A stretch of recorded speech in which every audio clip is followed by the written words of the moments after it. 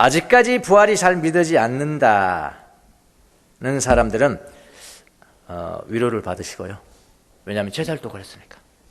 위로를 받으시고, 그 다음에 부활이 믿어지는 사람들은 더욱 부활의 예수님을 사랑하시기를 바랍니다. 자, 오늘 성경이 마가복음입니다. 마가복음은 마태, 누가, 요한 네 가지 복음 중에서 가장 짧죠? 네, 가장 짧습니다. 아주 간결하죠. 간결. 그래서 이 마가복음을 원래의 복음이래요. 원래의 복음. 제일 오래된 복음이, 쉽게 말하면. 제일 오래된 복음. 마가복음이 제일 오래된 복음이에요. 그래서 이건 간결해요. 간결하니까 요거를 좀 더 하고, 요 간결한 요걸 좀 더해서 또 다른 사람이 증인들을 더하고 다른 자료들을 더해서 그 다음에 마태복음이 생기고 또 거기다 좀 해가지고 또 누가복음이 생기고 요한복음이 생기고 그렇게 된 거란 말이에요. 그러니까 마가복음은 원래의 복음서예요. 예. 요즘 유행하는 말은 좀 쉽게 말하면 이 뭐가 마가복음인가 봤더니요, 이 안종범의 수첩이 마가복음입니다. 거기 다 기록하지 않거든요.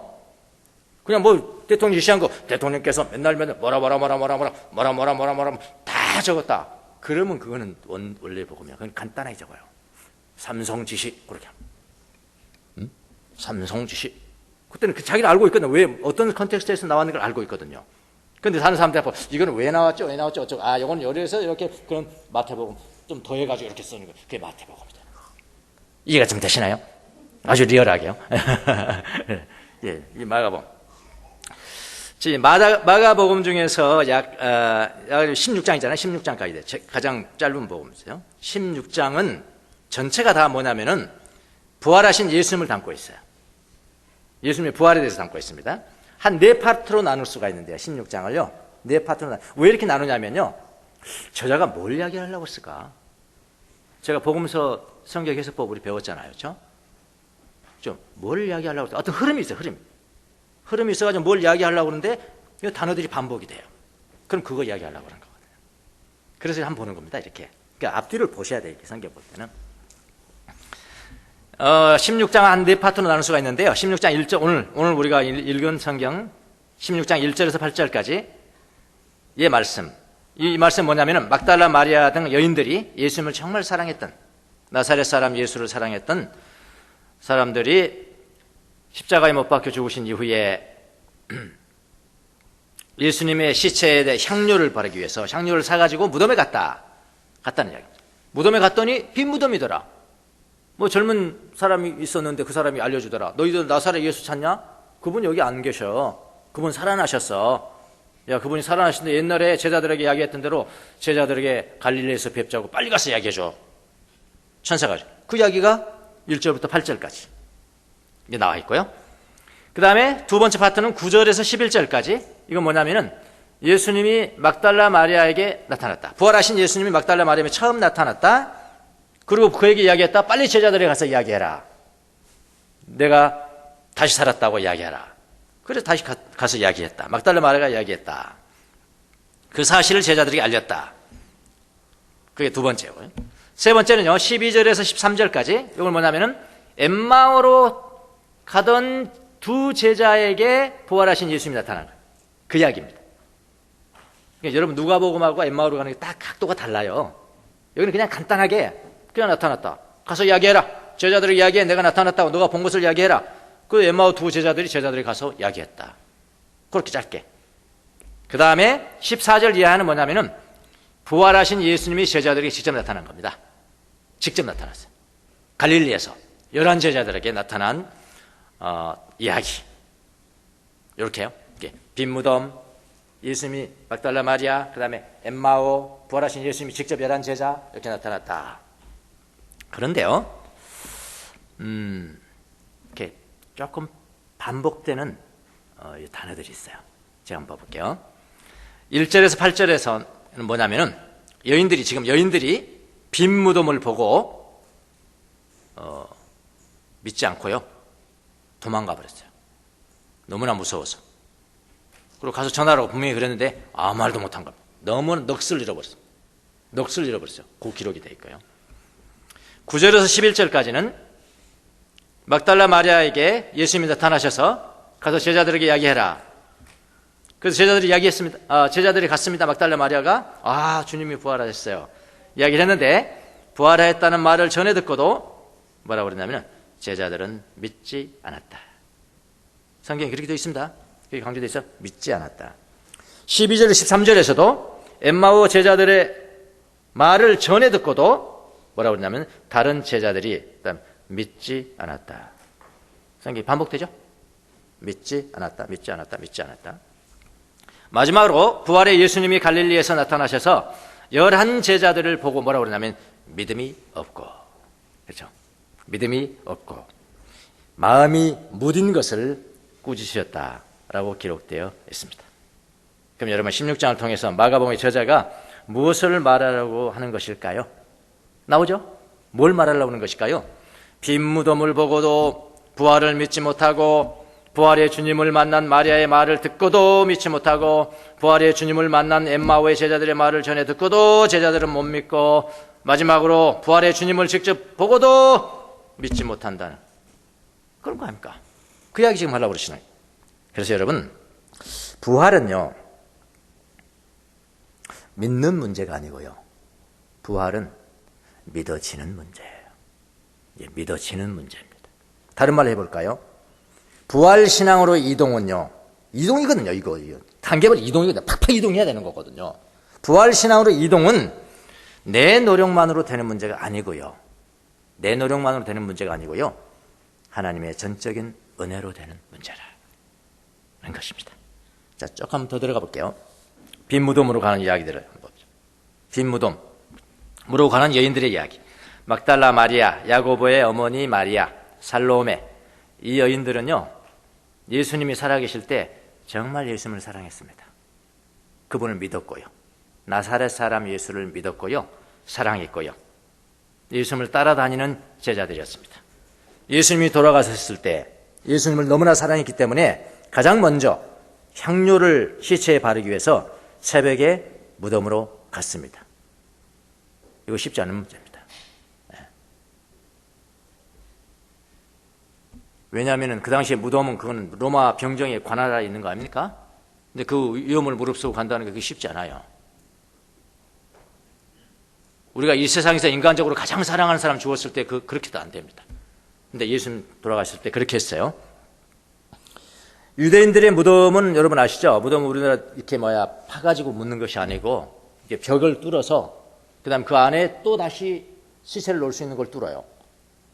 가족묘라면은 몇 개 이렇게 뚫고 그다음에 공간이 있고 그다음에 나오죠. 문은 이제 큰 무덤 돌로 큰 돌로 막아놓는 거예요.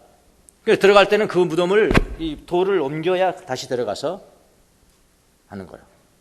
그렇게 돼 있습니다. 보시면은.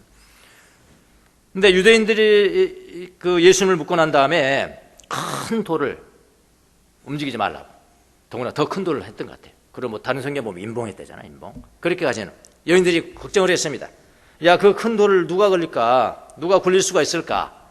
이렇게 걱정하는데 돌이 이미 굴러져 있는 겁니다. 그래서 그 여자들이 무덤 안으로 들어갔습니다. 근데 들어갔더니 흰옷 입은 젊은 남자가 앉아 있었다. 흰옷 입은 젊은 영계가 앉아 있었다. 천사라고 하죠. 여기는 천사라고 표현되지 않지만 천사라고 합니다. 앉아 있습니다. 그 천사가 말합니다. 그대들은 십자가에 못 박히신 나사렛 사람 예수, 나사렛 사람 예수를 찾고 있지만 그는 살아나셨어. 그러니까 그 여인들이 사랑하는 사람이 누구라고요? 나사렛 사람 예수예요. 나사렛 사람 예수입니다. 부활의 주님은 모르고 난 모르겠고요, 나사렛 사람 예수예요. 그는 살아나셨어. 여기에 계시지 않소. 그 여인들이 찾고 있는 것은 뭐냐면은 나사렛에서 자란 사람 예수였죠. 그 여인들은 그 사람 예수를 사랑했고요, 그분을 믿었고요, 그분을 따라다녔고요, 무덤까지 갔으니까 얼마나 사랑했겠습니까? 그러나 부활의 예수님을 믿는 신앙으로의 이동은 아직은 아닙니다. 두려워요. 그들이 사랑한 것은 무덤에 계신 사람 예수였지 부활의 예수님은 아닙니다. 이게 이동의 문제라고요. 이동의. 이 여인들은 천사가 예수께서 살아나셨다는 말을 전에 듣기도 했고 친히 빈 무덤을 봤잖아요. 빈 무덤을 봤지만은 성경 뭐라고 그러냐면 그들은 무덤에서 도망하였고 벌벌 떨면서 넋을 잃었다. 그렇게 기록되네요. 벌벌 떨면서 넋을 잃었다. 무서워서 아무 말도 하지 못하였다. 그들은 부활 신앙으로의 이동을 두려워한 것입니다. 그러니까 늘 익숙한 신앙에서의 이동을 두려워한단 말이에요. 익숙하고 사랑스러운 예수님, 그분을 사랑했는데 다른 모습의 예수님을 뵙기가 두려운 거죠. 감히 상상할 수 없는 겁니다. 여러분, 하나님의 역사의 한 챕터가 끝난 거잖아요. 무덤에 갇혔다는 것은, 무덤에 놓였다는 것은 하나님의 역사의 한 챕터가 끝이 났지만은 이 여인들은 새롭고 아직 알려지지 않은 하나님으로의 여행을 감행하기가 두려웠던 것입니다. 그래서 빈 무덤을 보고도 도망했죠. 여러분과 저의 신앙생활에 성육신의 그리스도, 인카네이션 그러잖아요. 육신으로 오신 하나님. 성육신으로의 그리스도, 이분에게서 부활의 주님으로의 신앙의 이동이 반드시 필요하다. 반드시 필요합니다. 바울이 이걸 지정했습니다. 고린도후서 5장 16절에 뭐라고 그러냐면은 비록 우리가 그리스도도 육신을 따라 알았으나 이제부터는 이같이 알지 아니하노라. 이게 무슨 말입니까? 그리스도를 육신으로 알았으나 인카네이션 그리스도였으나 이제부터는 부활의 주님으로 알 때는 그게 아니다. 그런 이야기입니다.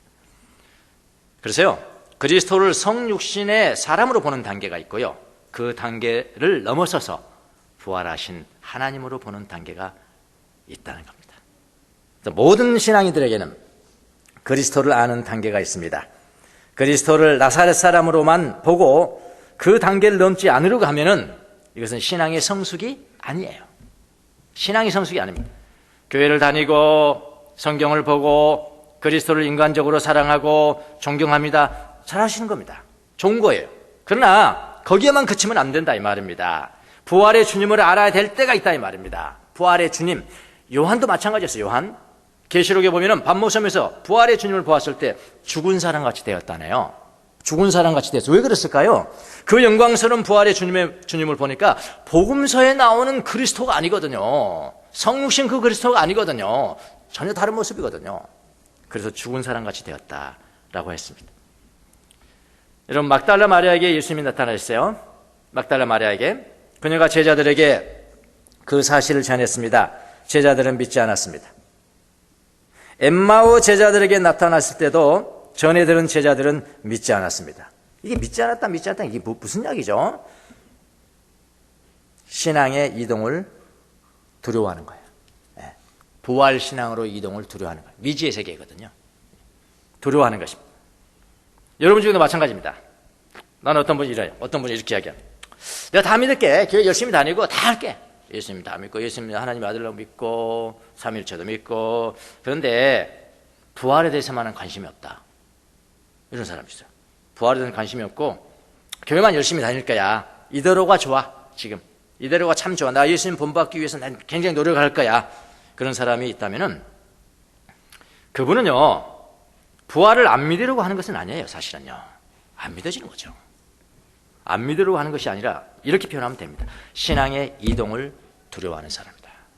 신앙의 이동을 두려워하는 사람이다. 그런데 복음을 하나 전해드릴게요. 우리에게 복음이 있습니다. 복음이 좋은 소식이 있습니다. 소식. 그게 뭐냐면은 향료를 가지고 빈 무덤에 갔던 여인들도, 그 다음에 막달라 마리아에게 전해 듣고도 믿지 않았던 제자들도, 그 다음에 엠마오 제자들에게 전해 듣고도 믿지 않은 제자들도, 그 다음에 부활하신 예수님을 직접 보고도 믿지 않았던 제자들에게도 다 믿게 되는 때가 있었습니다. 빈 무덤 보고도 안 믿었다니까요. 말이 전해 듣고도 안 믿었다니까요. 예수님 직접 보고도 안 믿었다니까요. 근데 그 모든 사람들이 다 믿게 되는 순간이 있었다 이 말이에요. 그때가 언제냐면요, 성령이 임할 때입니다. 예. 오순절 마가의 다락방에 성령이 임했을 때 성령이 제자들에게 임하자 제자들은 모두가 다 부활의 주님을 믿게 되었고 그 다음에 믿게 되니까 그때부터 부활의 주님을 증거하는 사람이 되었어요. 이게 복음입니다. 이게 복음이에요. 빈 무덤을 직접 보지 않아도 부활의 주님을 보았다는 사람의 말을 전해 듣지 않아도 부활의 주님을 직접 보지 않았어도요 성령으로 말미암아 부활의 주님이 믿어진다는 것이니까 이게 바로 복음입니다. 복음이에요. 저는 빈 무덤을 본 적이 없어요. 예루살렘 가서 빈 무덤 본 적이 있구나. 그걸 나는 믿었죠. 굳게. 와, 이게 예수님 무덤이야. 딱 했더니 이제 선교사님이 이제 가이드를 하거든요. 자기도 처음에는 막 진지하게 이야기해요. 뭐 어쩌고저쩌고. 그리고 나는 그대로 믿었죠. 나와서 저하고 단둘이 쫙 가면서 근데요. 저기가 예수님의 빈 무덤인지 아닌지 아무도 모릅니다. 그러면 힘 빠지는 거죠. 네, 본 적이 없어요. 저는 예수님의 빈 무덤을 본 적이 없습니다. 부활을 보았다는 사람으로부터 전에 들은 적도 없습니다. 전에 들은 적도 없어요. 부활의 주님을 직접 본 것은 더구나 아닙니다. 그러나 저에게도 신앙의 이동의 순간이 있었습니다. 처음에 교회 나가서 예수님의 말씀 너무 좋았습니다. 예수님의 삶이 너무 좋았고요. 그래서 예수님 따랐고요. 예수님 존경했고요. 예수님은 내 롤 모델이었고요. 교회도 열심히 다녔고요. 부활에 대한 기사는 별로 성경에 없는 줄 알았어요. 읽어보고도 그거 관심이 없어요. 관심이 없어요. 다른 사람이 너무 좋아. 관심 안 듣고요. 신앙생활은 열심히 했습니다. 그렇게 하던 때가 있었어요. 그러나 저에게 성령이 역사하셨습니다. 성령이 역사하는 때가 있었습니다. 그 순간에 어떤 일이 발생했냐? 성경에 기록된 부활 사건들이 확 다가오는데요. 굉장히 중요한 사건이고 성경에 기록된 부활의 사건들이 다가오고요. 부활이 믿어지는 거예요. 부활이 믿어진다는 거예요. 예수님의 부활이 믿어지는 거죠. 그래서 여러분, 부활을 믿는다는 것은요, 인간적인 문제가 아니에요. 제가 솔직히 여기 좀 표현할게요. 평소에 나 이런 소리 안 하잖아요. 그죠? 괜찮아. 좀 기다리세요. 네, 이러잖아요. 응? 왜냐하면 욕 안 먹으려고. 괜히 너무 레디컬 하면요, 또 욕 먹고 막 그런다. 홍준표, 하니까 막 욕 먹잖아요. 레디컬. 네. 너무 솔직히 말하면 또 욕. 근데 오늘은 좀 할게요. 부활절이니까요. 1년에 한 번 부활절이니까. 예. 부활을 믿는다는 것은요, 인간적인 문제가 아니에요. 인간적인 문제가 아니고요, 합리성의 문제가 아닙니다. 부활이 믿어진다는 것은요, 초자연성이고요. 이거는 신적인 문제예요. 그래서 반대로 부활이 믿어지지 않는다면은 이건 나에게는 신적인 사건이 안 일어났구나. 이렇게 보시면 돼요. 신적인 사건. Divine Encounter.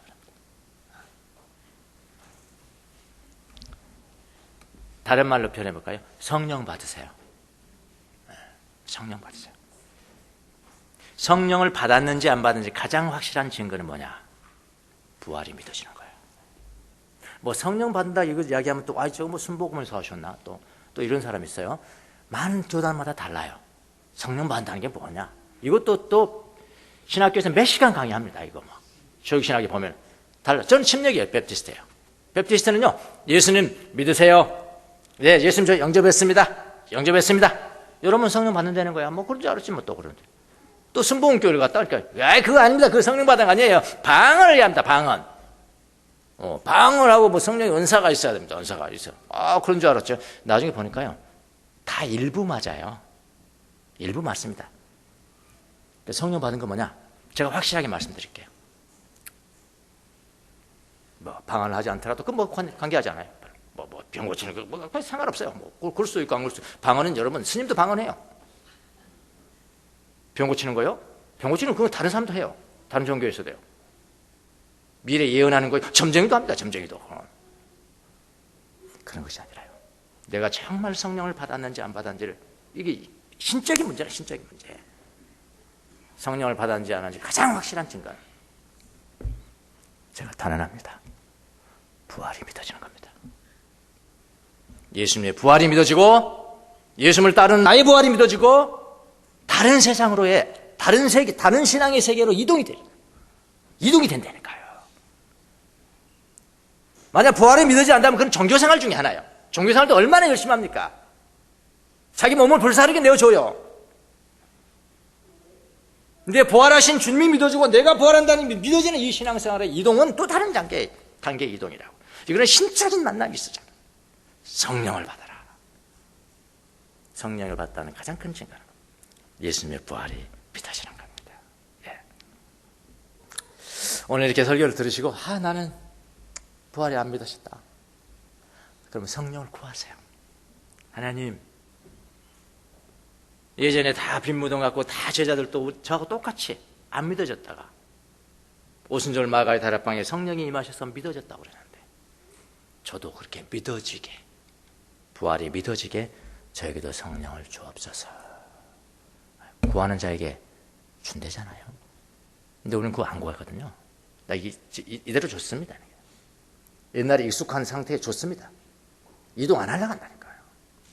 이건 이동의 문제, 신앙 이동의 문제라고요. 감행해야 되는 거예요. 모험인 겁니다. 성령을 주옵소서. 정직하게. 그게 주님 앞에 인정하면 왜 안 주시겠냐고요. 네, 진짜 부활이 어느 순간에 믿어졌다. 그러면 여러분 담대하게 이야기하세요. 나 방한 못해도요, 나 성령 받았습니다. 나 병자 못 고쳐도요, 나 성령 받았습니다. 나 예언 못해도요, 나 성령 받았습니다. 왜 그런지 아십니까? 예수님의 부활이 믿어져요.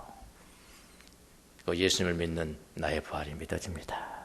그래서 부활 신앙으로의 이동을 경험하는 귀한 2017년도에 부활절 되시기를 예수님의 이름으로 축원합니다.